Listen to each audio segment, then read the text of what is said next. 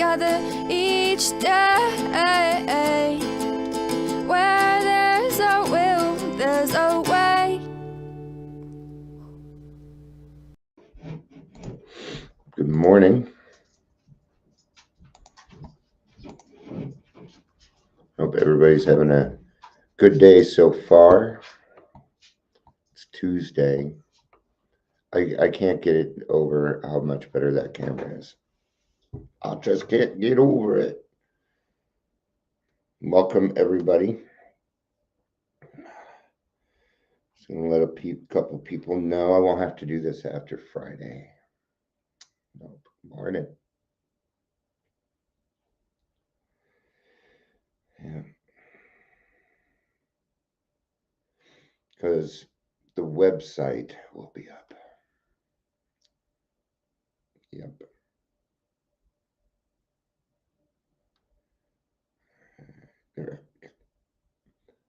Morning, Chris. Good to see you. Good to see you. All right. Before we get started, it's not really an announcement, but somebody recommended that I bring on co-hosts with me, and I wanted to address that to say, number one, I've always invited people. I just forgot, so maybe it's so thank you. I'd like to let them know. Thank you for reminding me to let people know that they're welcome to come on here with me. If they ever want to host or co-host, you are welcome to.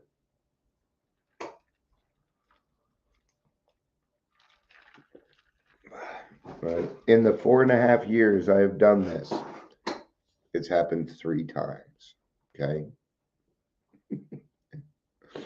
It's difficult to get people to come on into it. Okay. It's not easy to do. So I keep that open, but it is kind of tough to do because I do this a little bit after I get up, and there's not really a set time for it. I am planning on not putting out as many, though. I'm going to utilize my time a little differently. So let's go ahead and get started. 3-minute mark exactly. Dang, I'm good. Good on this one. Welcome to Daily Trudge. My name is Dion, and I am going to be your host. So welcome. If you're here, please say hello, whether you're watching the live or the rewatch. So yeah, sure. Everybody has their, I got opinionated by some people yesterday that are close to me, and they're gonna get a foot up their ass today. They're like, I'll explain it to you when we talk next. I'm like, no, there ain't shit to explain to me. Point is that you were picking a fight with me, and you got one.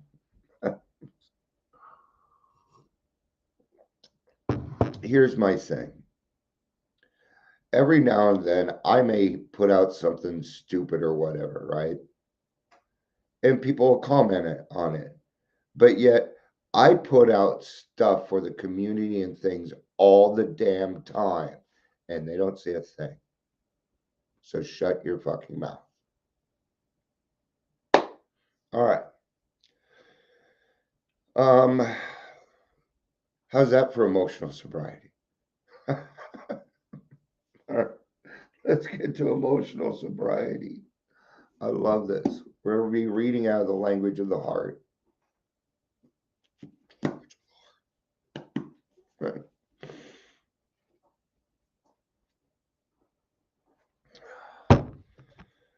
You can see it just kind of can't tell where I read this book, can ya? It's a good sign. It means I'm using them. So this is a little bit longer of a read. I'm not planning on reading the whole thing though. Okay. In fact, I'll probably do some skipping around this time on it this one, but it'll go the way it's supposed to. So The Next Frontier, Emotional Sobriety, January 1958. Now, first of all, I want to point out that this was written in 1958. But it wasn't until for me about 5 years ago that I discovered it, that I heard about it. See, emotional sobriety was supposed to be a new spearhead back in the 60s, but people just kind of didn't want to do it. Why is that? Okay. The fear of actually going to a therapist, or the fear of admitting that we are something beyond an alcoholic, or that we might have more problems beyond our alcoholism, is things that most of us are just not willing to admit. We're not. And the case of the matter is this: we have put ourselves in very serious situations, okay? Very bad situations. And for some of us with alcohol, we've been putting a depressant. We've been putting a depressant down our gullet for years, and you think you don't have depression. No, it's not true. There's a great chance that you come out on the other side with something else. All right. That was the title. I promise I won't do that on at all. This article is the substance of a letter Bill wrote to a close friend who also had troublesome depression. Let me get some talking juice here real quick.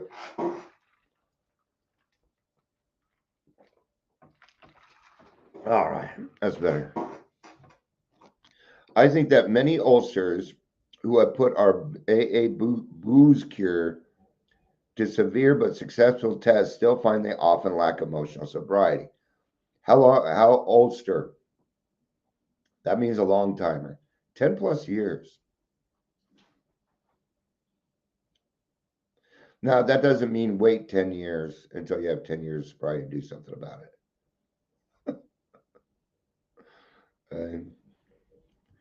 Perhaps they will be the spearhead for the next major development in AA, the development of much more real maturity and balance, which is to say, humility in our relations with ourselves, with our fellows, and with God.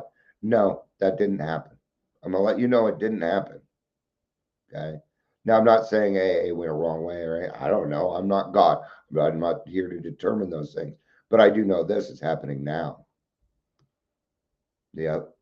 I'll even bring up emotional sobriety at a newcomers meeting. It's more of an advanced topic, it is, but fuck, let them start discovering it now.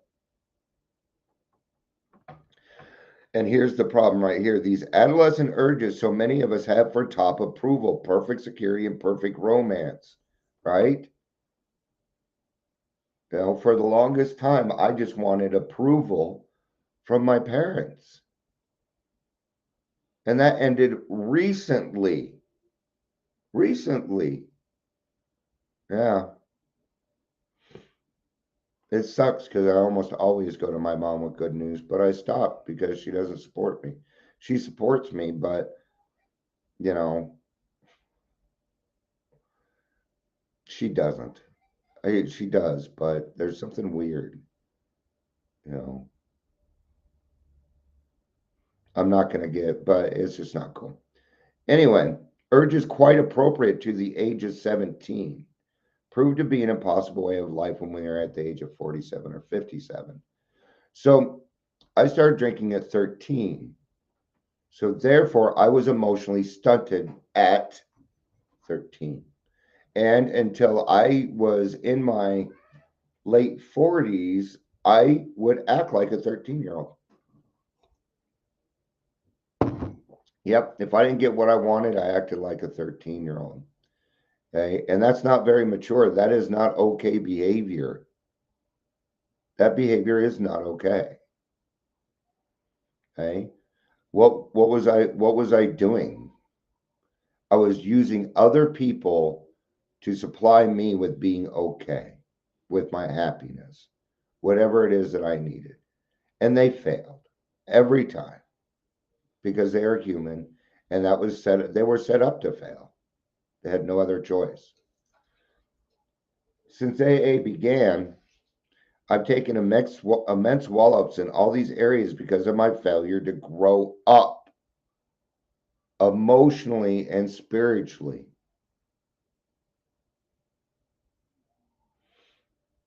We're already physically grown. You ain't going to do that. How else are you going to grow in the program? Just spiritually. It should actually be mentally, emotionally, and spiritually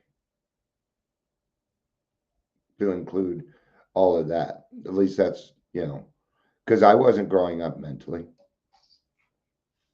Kitten, I've already had enough. He's looking at me like, I don't care. I don't care. Yeah.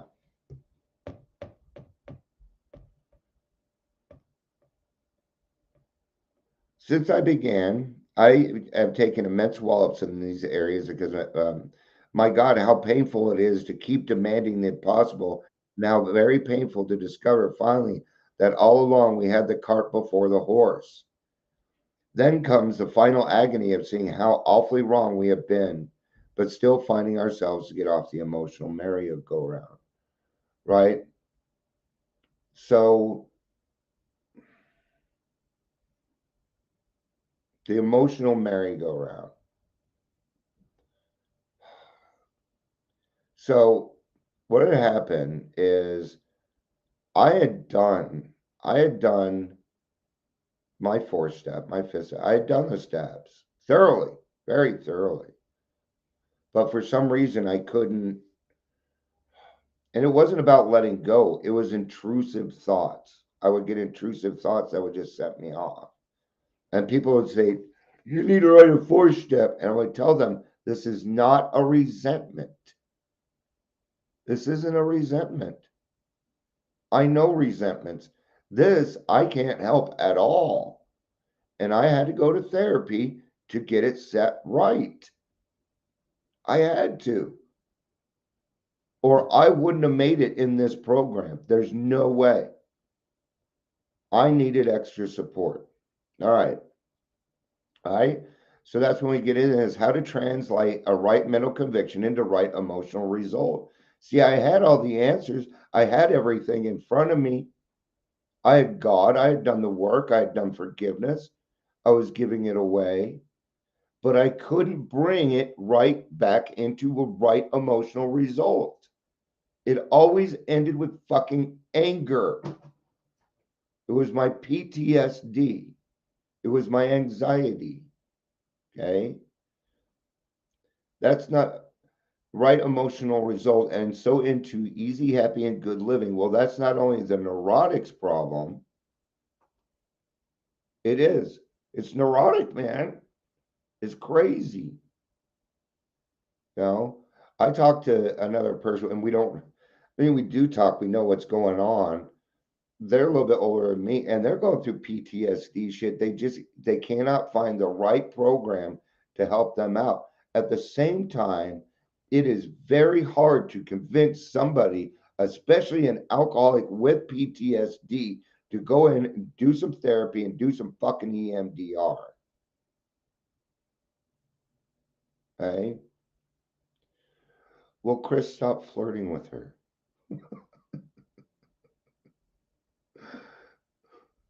Then if your therapist doesn't want to work with you anymore, get a different one. Okay?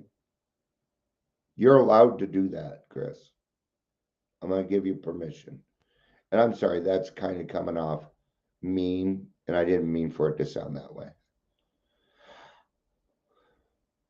Even then, as we hew away at peace, peace and joy may still elude us. That's the place so many of us AA ulcers have come to, and it's a hell of a spot, literally. Oh, yeah, then I guess I made a really bad joke. No wonder you were laughing at it. Oh. Open foot in or open mouth, insert foot, right? Oh. So many of us ulcers, I'm so grateful. Right? We know it's not real. We know it's not real. Okay. See, I have found a true freedom. I have found a freedom beyond.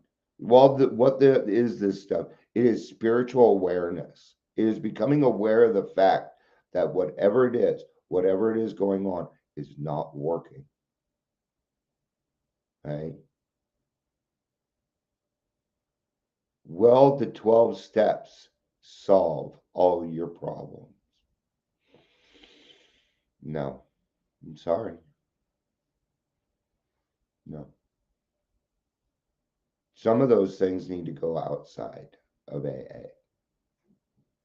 They're going to seem AA like, and I'll tell you why. Because most therapists work off what is called cognitive behavioral therapy. And that's what AA is. It is. So, how shall our unconscious, from which so many fears, compulsions, and phony aspirations still stream, be brought into line with what we actually believe, know, and want? How to convince our dumb, raging, and hidden Mr. Hyde becomes our main task. Yes, that's my problem. That was my problem. My hidden Mr. Hyde. I was still Dr. Jekyll and Mr. Hyde for many, many years. Okay. I could not help it. That's why I stayed in my fucking room. Yeah. Because if I went out, I'd probably tear somebody a new one. And I had that fear. And I knew that it wasn't okay for me to do that to other people. It was tough. Okay. But I'm going to tell you something. EMDR does not handle depression. No. Depression is something different. Chris, you may not need a therapist anymore. We're supposed to, yeah. You may not anymore, and that's your decision, man. That's your decision. Same time, don't cut off your nose to spite your face. So ask God first, please. Ask God first, see what He wants to do. Because sometimes what I think I need isn't always the right thing. And I love you. And the last thing I'd want to see happen is that you get rid of your therapist and all of a sudden need them. Okay. So talk to God first, please. All right. So I'm going to skip here. Because I had over the years undergone a little spiritual development, the absolute quality of these frightful dependencies had never been so starkly revealed. Reinforced by what grace I could secure in prayer, I found I had to exert every ounce of will and action, every ounce. Okay. When it came to my depression, what I needed to do was stop using my wife and other people to make me feel happy because I was depressed. No, I would need to get down to causes and conditions. I would need to take a look at myself. Okay, what is this? Well, it's low self-esteem, man, and you don't really feel this way about yourself. Now it's okay to reach out to someone. Hey, this is what's going on. Yet, you're not that person. You know that, man. Right now, we're starting to change our mind. But see, this still doesn't work. It still doesn't work. When we get off the phone, my brain is going to revert right back to where it was because I'm missing something. Okay.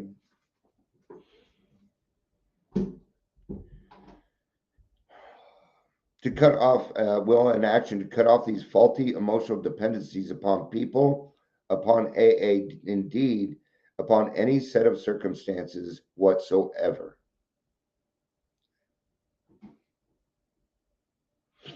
Then only could I be free to love as Francis had. St. Francis' prayer. It is better to love than to be loved. Right? Yeah. See, my faulty dependencies kept me depressed.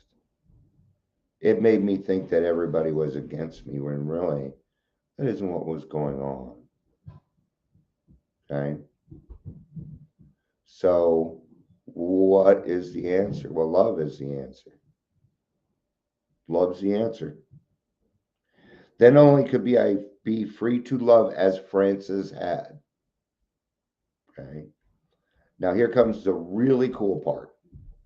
Emotional and instinctual satisfactions I saw were really the extra dividends of having love, offering love, and expressing a love appropriate to each relation of life. There was my answer. I remember hearing that for the first time and going, oh my God, oh my God. I was dumbfounded. Dumbfounded. Why? Because I've been in this program for a long time and I'd never heard this before. I thought I had read everything by Bill. I was wrong. I had missed a lot.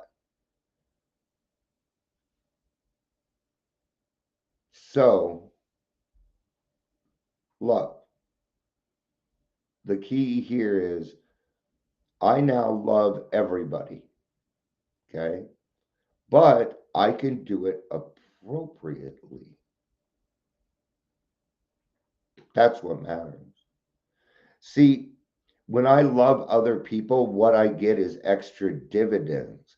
And it's those extra dividends that make me grateful, gives me gratitude, which leads me to serenity. I wasn't even going for happiness, was I? Now, see, most people that are depressed say, I just want to be happy. I just want to be happy. And happiness is not the goal. If you're going to try and go after that, you're going to fall on your face every single time. Happiness is a dividend of a good job well done. Happiness comes with gratification of a job well done. That leads us back to laurels. Every day, I need to have another success. Okay? Today, my success is, yeah, feelings come and go. Great way to put it. This too shall pass. Yeah, thank you. Thank you. Today, my success gets to be that we're going to have our first speaker for understanding fentanyl. And I'm probably going to cry my fucking eyes out. I have no idea what's going to happen. I haven't done one of these before. Let's kind of so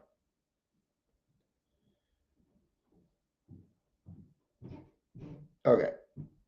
In the first 6 months of my own sobriety, just a couple more paragraphs and I'm ending. We're at 23 minutes. In the first 6 months of my own sobriety, I worked hard with many alcoholics. Not one responded. Yet this work kept me sober. It wasn't a question of those alcoholics giving me anything. My stability came out of trying to give, not out of demanding that I receive. All things that I do, or my emotional sobriety gets fucked up. Thus, I think it can work out with emotional sobriety. If we examine every disturbance we have, great or small, we will find at the root of it some healthy dependency and its consequent unhealthy demand. Let us, with God's help, continually surrender these hobbling demands.